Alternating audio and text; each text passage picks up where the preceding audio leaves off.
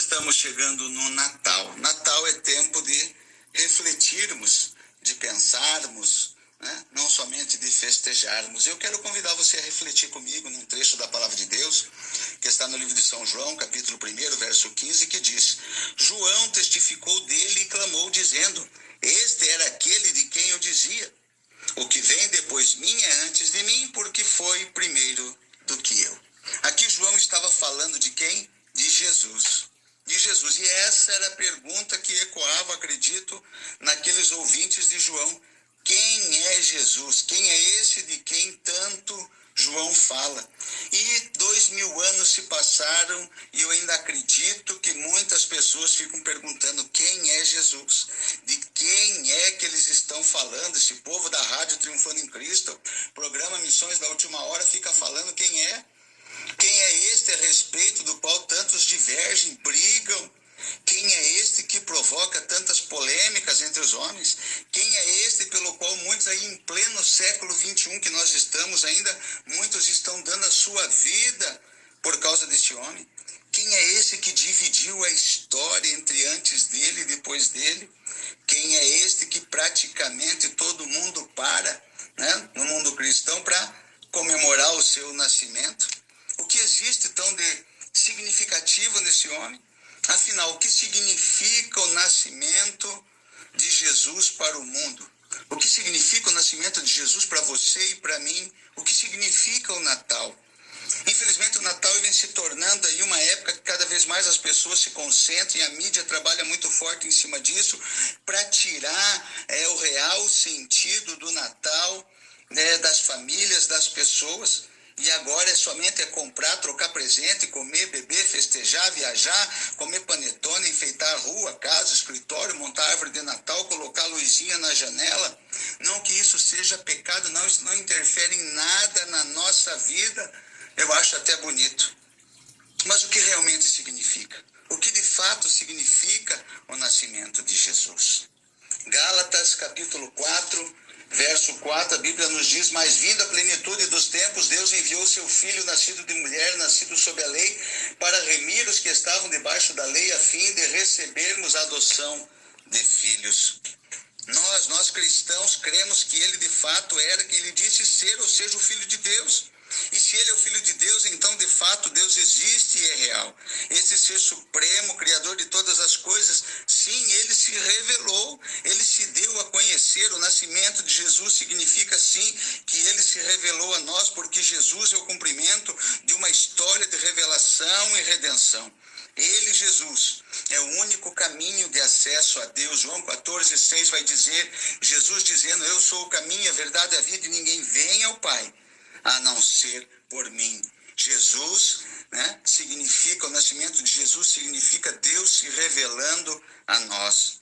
E o nascimento de Jesus significa que Deus é um Deus justo e amoroso. 1 João 2,2 vai dizer: Ele é a propiciação pelos nossos pecados, e não somente pelos nossos, mas também pelos de todo o mundo. Ele agora é a propiciação dos nossos pecados.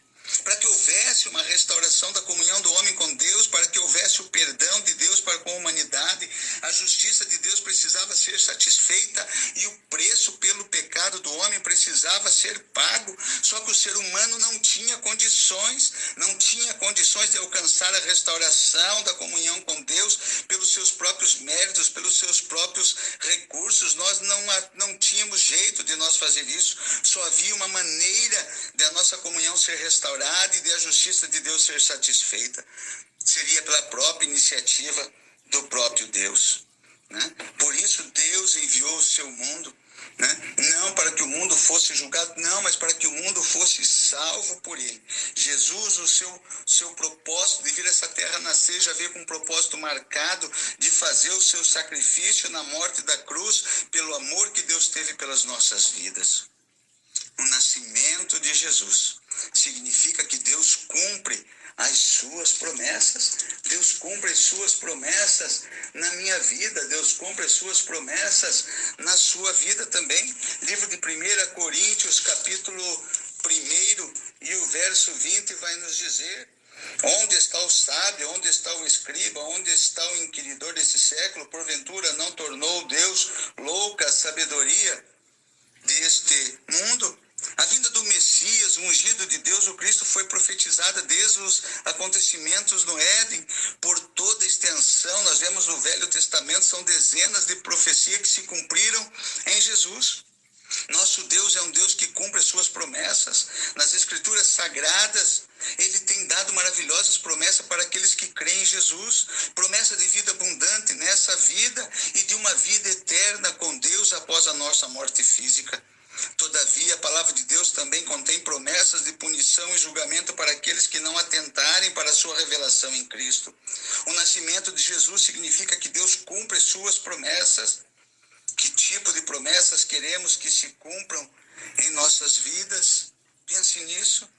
O nascimento de Jesus significa que Deus se importa conosco, sim.